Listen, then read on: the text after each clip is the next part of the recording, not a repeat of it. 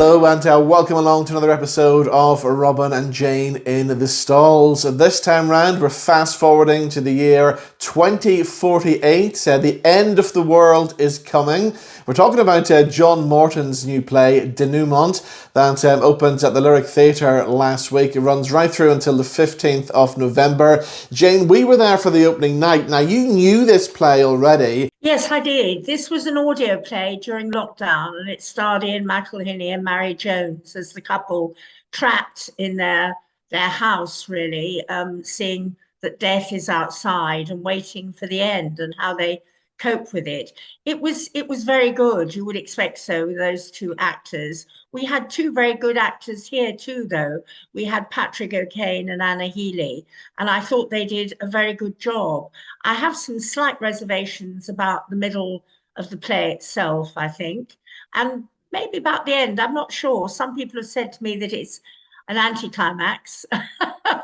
We're waiting for the end of the world, but it's kind of hopeful, which in a way I rather liked. I have to say, it did start off very strong. Any play that starts off with a bit of the Queen of Country singing Blanket on the Ground, you know, is possibly going to be good, because that's the music played at the start. So, I mean, essentially, it's these two characters, husband and wife, who basically are locked in their own little world, locked in their own little house. He's typing away on his typewriter, writing his memoirs, that, of course, nobody's ever going to read these.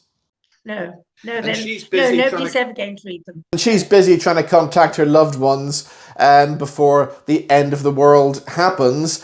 And, you have that whole feeling of claustrophobia. You have the whole feeling of what's going on outside the world around them. And, of course, for those two characters, for the actors, Patrick Kane and Anna Healy, who played the parts superbly, a lot of great chemistry between the two of them. There was a lot of chemistry. I mean, they cope in the ways perhaps you would expect. She's swigging from the bottle and the wine has gone in the cellar. There is no more, and that's terrible. They find some drugs in a crashed van outside, so they do some coke. And he dances around manically. I thought that was one of the standout moments. Dancing is definitely the standout moment. I think so, yes. Yabba dabba do. Yes, that was superb.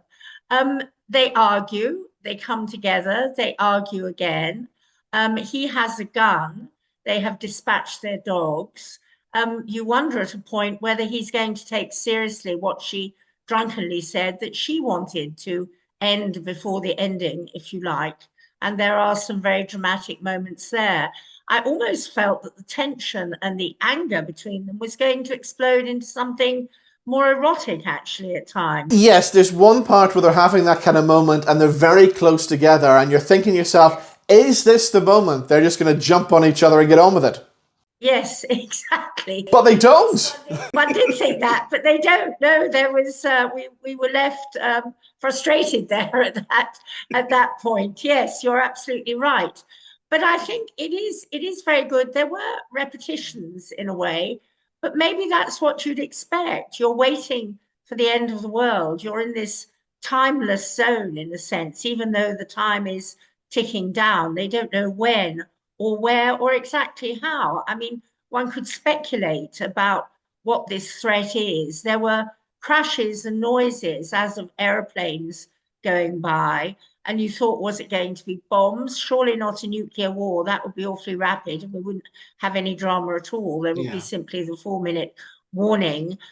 Something else, and areas of the world are shutting down in terms of communication, which is extremely frightening. I found it very moving, the goodbye she said to her daughter and her granddaughter. That was moving. That was moving in the same way that Patrick O'Kane dancing around was funny. So we had both, and it was, in a sense, quite entertaining for an end game. It was. Now, another highlight of the show has to be the set, because that's the first thing you see when you walk into the auditorium. The set is visible on stage.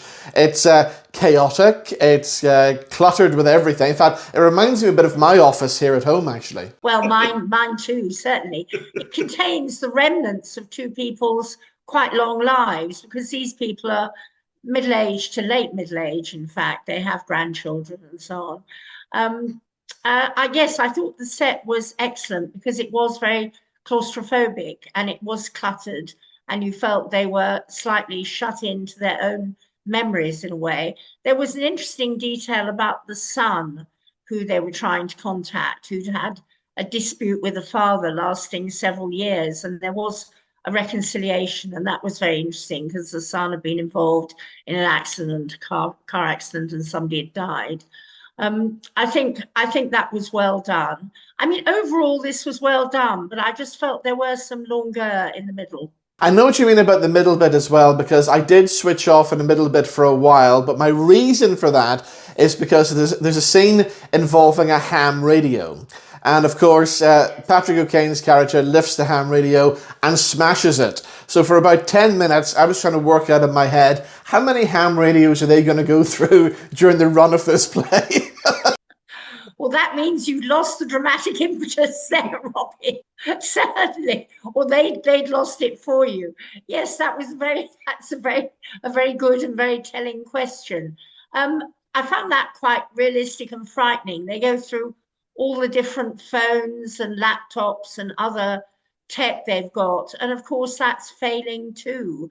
And that was deeply worrying and disturbing, because that's how we all communicate now. And if we don't have functioning phones or laptops, what would we do? That's the question. Exactly. So that is a question that you leave yourself asking as you leave the play as well. What would you do if the end of the world is looming? Yes, what would you do? And I think this is quite realistic in the ways that you would want to say goodbye, want to be in touch with those you love.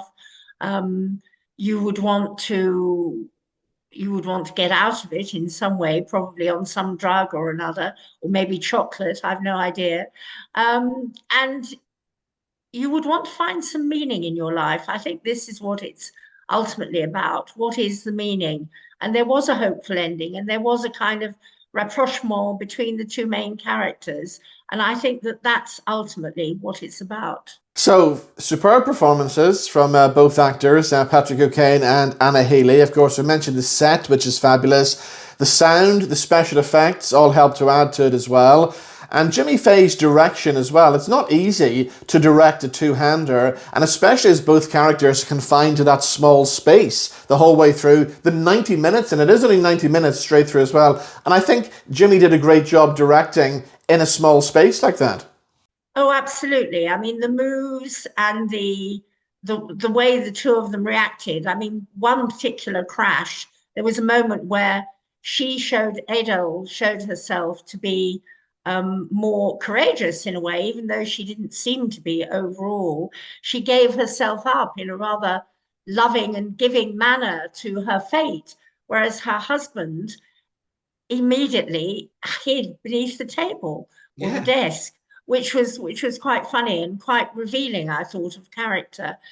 Yes, we got movements, we got moves, we got interaction. Yes, it was well directed. We're not going to give any spoilers away, but I think you know what happens at the end of this play. And what happens at the end, I think, was pretty spectacular. I enjoyed it. I know I heard other murmurs from people in the audience who didn't as much. They didn't think it was such a climax at the end. I thought it was quite spectacular. Yes, I thought it was spectacular too. Yes, I thought it worked actually as the ending of what we'd seen, what had led up to it. I mean, we're not going to have a film ending or a movie ending. This is a drama, this is a play. It's about the relationship between two characters, really. And it worked. Right, time for us now to give our final scores on Denouement, which runs at the Lyric until the 15th of November. Of course, part of this year's Belfast International Arts Festival as well. Jane, I think it's fair to say that I maybe liked it a little more than you did.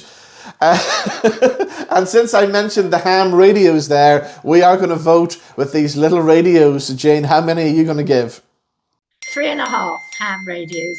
Wow, 3.5 from Jane. Well, I'm going to go a little bit one better than that, and I'm going to give 4 little ham radios for this play that runs at the Lyric through until the 15th of November. If you've seen it, if you want to let us know your thoughts, please do over on our social media pages. And of course, thank you for watching, thank you for listening, and we'll see you back in the stalls sometime very soon. Goodbye.